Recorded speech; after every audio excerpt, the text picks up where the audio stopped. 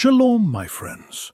Today I'm going to reveal how to become a millionaire on a low salary, not by winning the lottery, not by inheriting wealth, but through systematic, proven strategies that anyone earning $30,000, $40,000, or $50,000 a year can follow. By the end of this video, you'll have a clear, step-by-step roadmap to build wealth, even if you're starting with very little. Drop a comment below.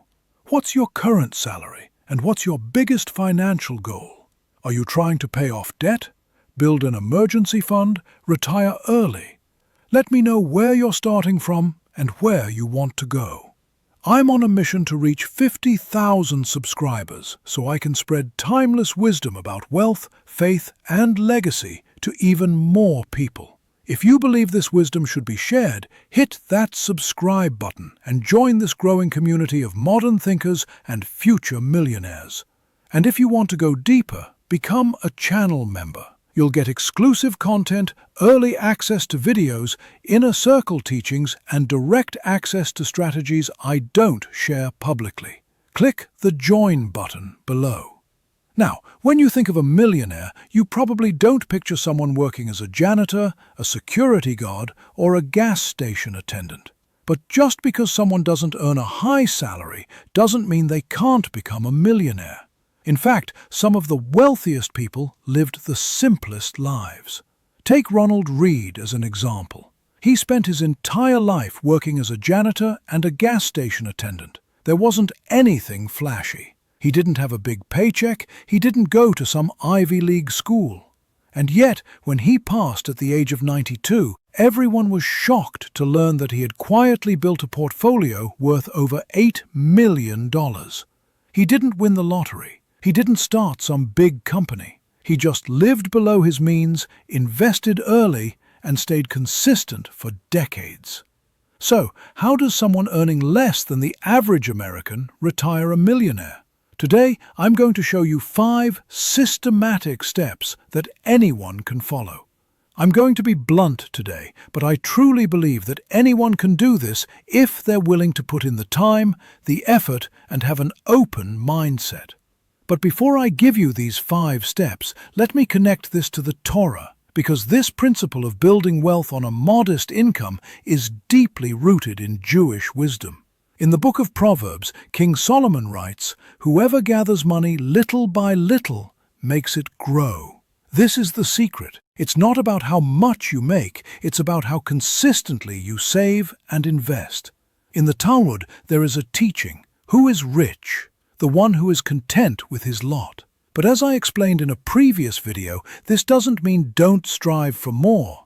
It means don't let your income define your worth. Don't compare yourself to others. Be content with where you are while working toward where you want to be. There's another teaching in the Talmud. A person should always divide their money into 3 parts. 1/3 in land, 1/3 in business, and 1/3 in cash. This is diversification. This is risk management. This is the foundation of building wealth. And here's the most important principle from the Torah. He who gave life will also give meals. If God gives you life, He will provide what you need. You don't have to stress. You don't have to compare yourself to others. You just have to be faithful with what you have. In the parable of the talents, the master gives different amounts to 3 servants. To one, he gives 5 talents. To another, 2 talents. To another, 1 talent. The ones who received 5 and 2 invested and doubled their money. But the one who received 1 buried it in the ground. When the master returned, he praised the ones who invested and multiplied what they were given, but he condemned the one who buried it. The lesson? It's not about how much you start with. It's about what you do with what you have. Ronald Read didn't start with much, but he was faithful with what he had. He invested consistently. He lived below his means, and over decades he built $8 million. You can do the same. It doesn't matter if you're earning $30,000 or $300,000. What matters is what you do with what you have. So let me give you the 5 systematic steps to become a millionaire on a low salary. Step number 1. Be ruthless with your money awareness. A lot of people think they have a money problem, but actually they have an awareness problem. They don't know where their money goes. They don't track their spending, and they're shocked when they see how little they have left over every month. I know an engineer who makes $250,000 a year. I assumed she had everything figured out financially, but she admitted that she was constantly stressed about money and didn't know where it was all going. When I looked into her finances, I found that she was spending $3,000 a month on food delivery and going out to eat, plus a lot of online impulse purchases. Compare this to a teacher I know who makes $50,000 a year. She's able to save $700 a month. What's the difference? Awareness and intentionality. In the Torah, when the Israelites were building the tabernacle, they counted every piece of gold, every piece of silver, every piece of bronze. They measured everything carefully. This is the principle of accurate accounting.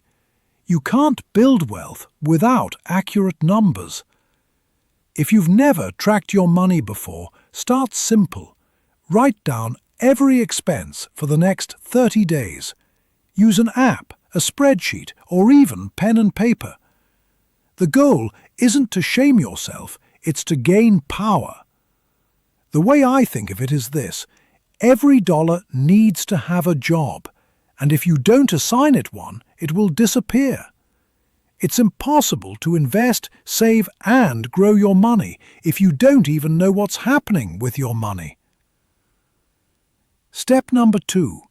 Start investing immediately and automatically. If you're earning money and not investing it, you're leaving your future up to chance. Inflation is going to slowly eat away at your cash, and the more you put it off, the less money you'll have in the future. Let's say you invest $250 a month in a basic S&P 500 index fund, starting at age 25, with an average return of 10%. You'd have around $1.4 million by age 65. But here's the crazy part.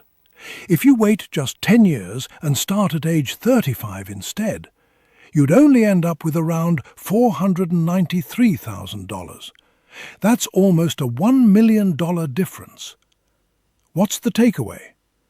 Time is more important than amount. Starting early beats starting big every single time. In the book of Ecclesiastes, King Solomon writes, "Cast your bread upon the waters, for after many days you will find it again." This is the principle of investing. You cast your seed, you wait, and after many days you reap a harvest. The key is consistency. Ronald Read didn't get rich by timing the market. He got rich by consistently being in the market. He invested in solid companies and reinvested his dividends for decades. You don't need to pick stocks. You don't need to watch CNBC. Low-cost index funds or ETFs can do the job. At this stage, focus on automation, not complication. And if your job offers a 401k with a company match, take full advantage of it. It's basically free money. Don't leave it on the table. Set up auto-investing so it happens without you thinking about it. This is what I did when I started. I automated everything because I didn't want to worry about it. Step number 3. Stay temporarily broke. I know this sounds weird, but it's one of the most powerful skills you have to learn before you get rich. Just because you can spend more doesn't mean you should. Lifestyle inflation is the silent killer of wealth. If you get a raise, celebrate a little. Then keep living like you did before. Send the extra money straight to savings and investments. When I hit my first $100,000, I still drove my Honda Accord, cooked my food at home, and shopped at Target.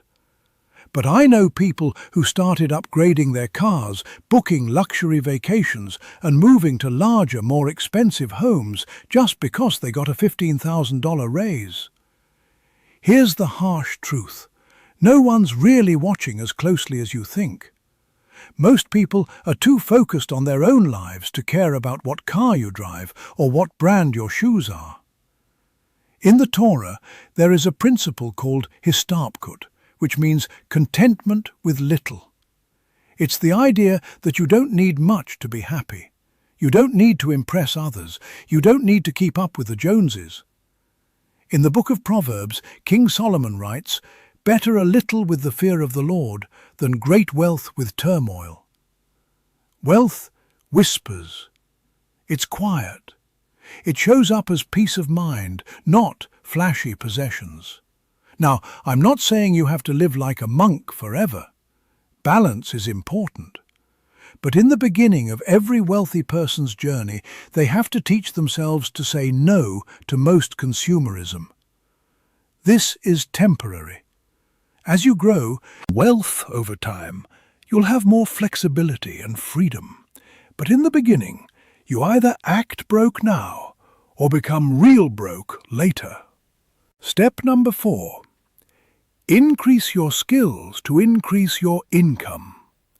Everyone wants to make more money, but most people never ask the obvious question, what skill do I have that's actually worth more? Or what skill do I need to learn to make myself more valuable? Here's what I've learned. Money follows value. If you want to earn more, you need to become more valuable, period. You don't get paid for effort, you get paid for results. If you're stuck making $50,000 a year, it's not because your boss is evil. It's because the market has decided that your current skill set is worth $50,000. In the Talmud, there is a teaching. A father is obligated to teach his son a trade. The idea is that you have a responsibility to develop skills that enable you to provide for yourself and your family. The best investment you can make is in yourself, in your education, in your skills, in your knowledge. Every dollar you invest in yourself has the potential to return 10x, 100x, even 1,000x. So how do you increase your income? Pick one skill and get really good at it, particularly skills that help other people solve big problems. You get paid bigger checks if you can solve bigger problems. What are these skills? Sales, digital marketing, knowing how to use AI, teaching and tutoring, coding, copywriting. These are high-value skills. And here's the good news. You don't need an expensive degree to learn these skills. You can learn 99% of this online for free. Start with YouTube. Use ChatGPT as a private tutor and virtual assistant. If you want to accelerate and avoid mistakes, there are coaching programs and courses you can buy which are still less expensive than a traditional university.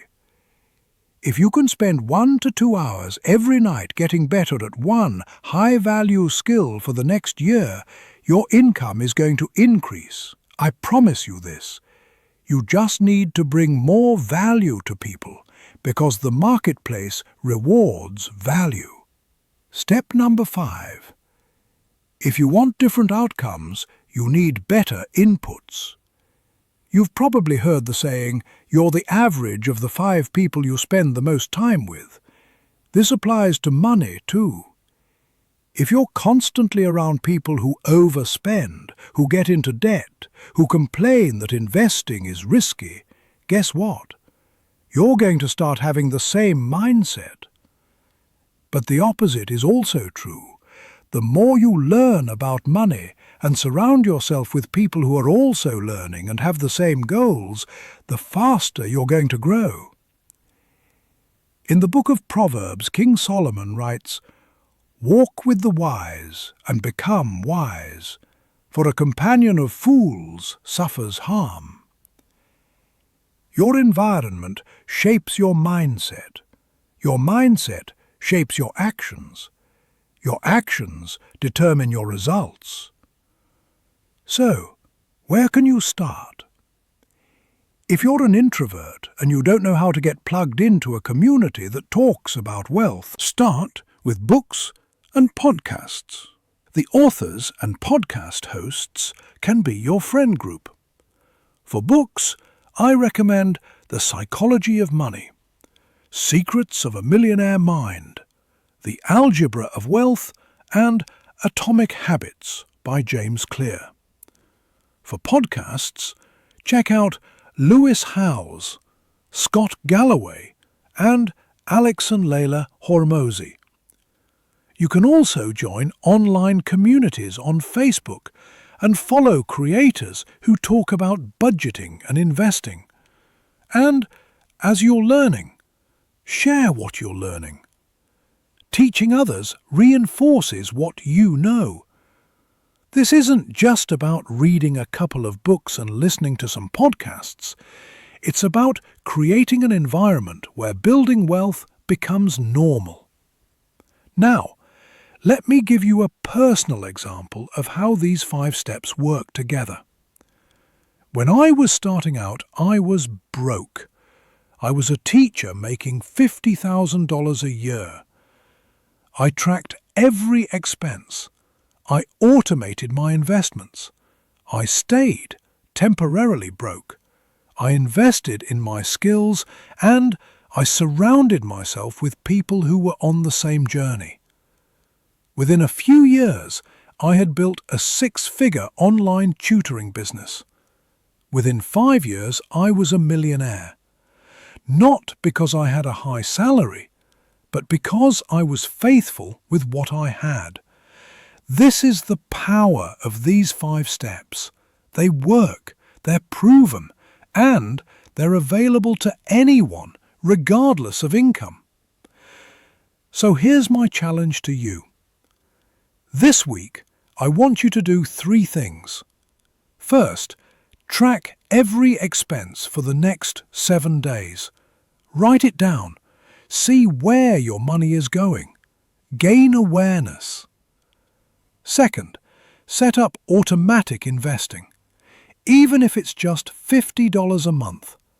Open a brokerage account, choose a low-cost index fund, automate it, get started. Third, identify one high-value skill you want to develop. Sales, marketing, coding, teaching, pick one. Commit to spending 1 hour every night for the next 30 days learning that skill. Do these 3 things and I promise you, you will be on the path to becoming a millionaire, even on a low salary.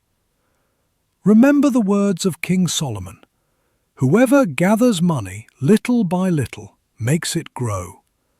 It's not about how much you make, it's about how consistently you save, invest, and grow. Ronald Reed was a janitor and a gas station attendant. He made a modest income, but he was faithful with what he had. He invested consistently. He lived below his means, and he built $8 million. You can do the same. It doesn't matter where you're starting. What matters is that you start. What matters is that you're faithful with what you have. What matters is that you take action. Shalom, and may you be blessed with the wisdom to manage your money well, the discipline to invest consistently, the courage to stay temporarily broke, the commitment to develop valuable skills, and the faith to trust that God will multiply what you're faithful with. Now, let me address some common objections and questions about building wealth on a low salary. Objection number 1. I can't afford to invest. I'm living paycheck to paycheck. I hear this all the time, and I understand.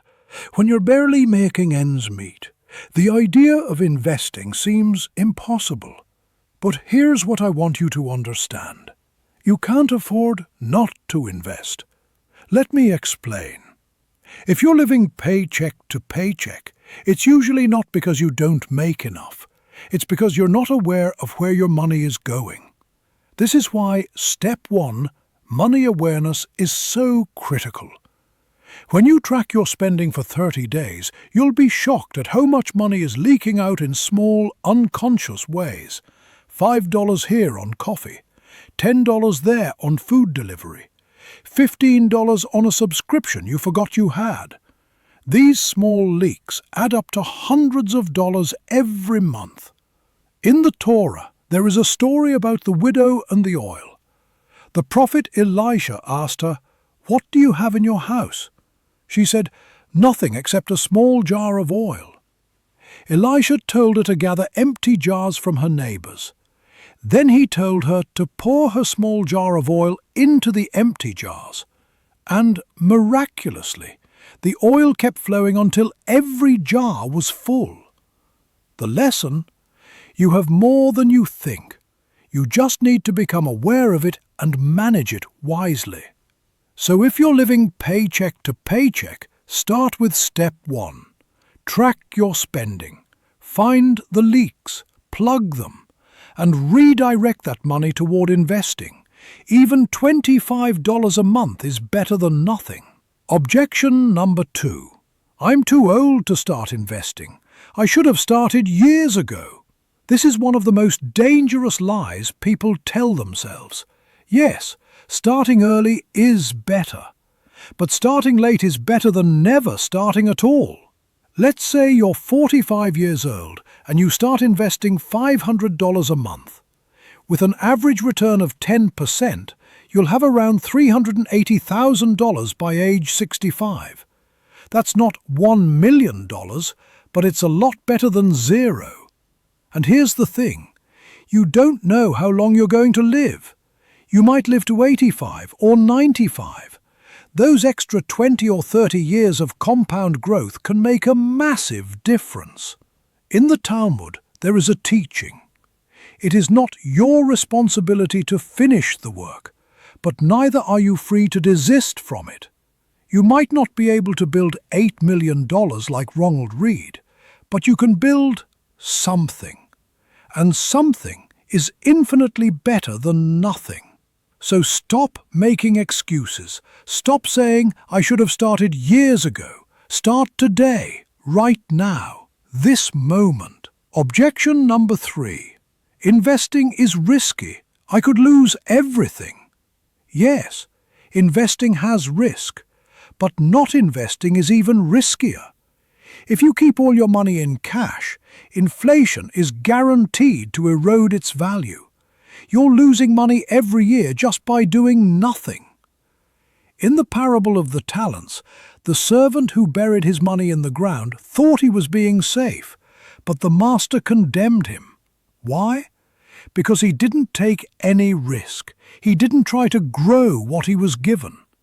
The key is not to avoid risk. The key is to manage risk. This is why you invest in diversified index funds, not individual stocks.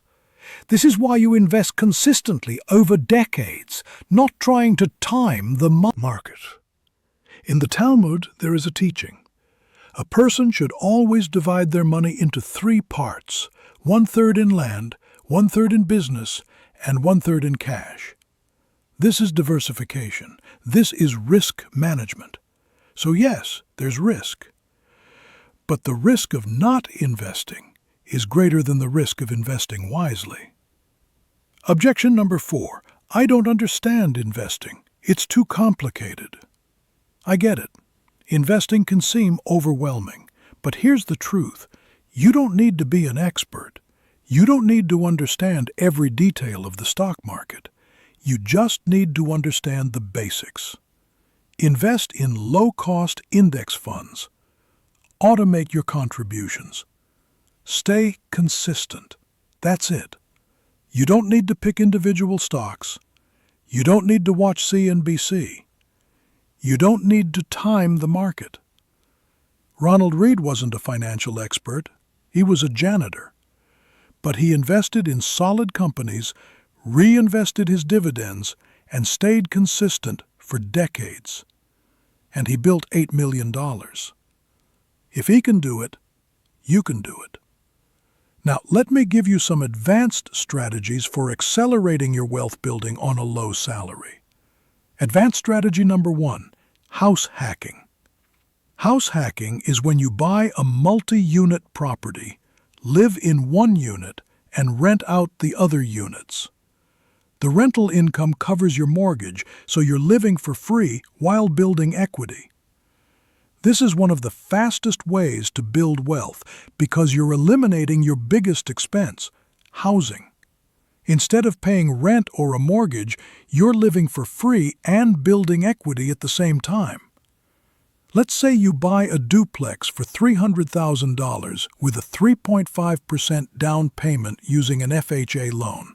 That's $10,500 down.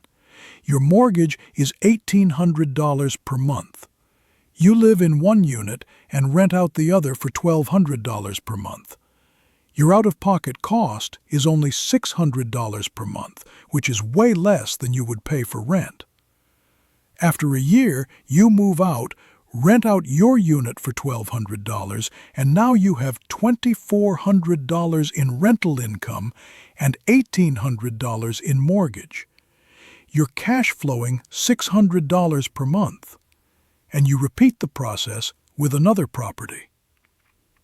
In the Talmud, the teaching about dividing your money into 3 parts includes 1/3 in land. This is real estate.